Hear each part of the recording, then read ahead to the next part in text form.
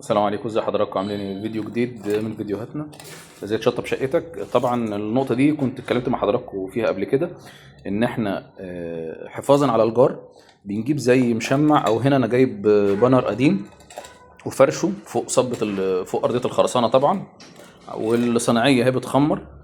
فبحيث الموضوع يا جماعه بيفرق كتير. ساعات في بالذات في لما يجي بند البلاط والصناعيه بتجيب بقى ميه بكتير وجرادل وتكب فاحيانا بنقابل بيوت تكون قديمه شويه، الخرسانه بتبقى برضو مش زي ما الكتاب بيقول يعني. فبنكتشف بيبقى في تسريب وناس بتطلع تشتكي وناس بتزعل مننا، وبنضطر طبعا كمان نصلح لهم على حسابنا، فبتبقى تكلفه وفي نفس الوقت مشاكل بتحصل. فبانر قديم زي اللي حضراتكم شايفينه بيتفرد تحت وخمر زي ما انت عايز واعمل زي ما انت عايز، وفي الاخر خالص بيترمى، او لو شغال وسليم يبقى للشقه الجايه ان شاء الله. ان شاء الله مع بعض فيديو جديد، فيديوهاتنا ازاي تشطب شقتك. السلام عليكم.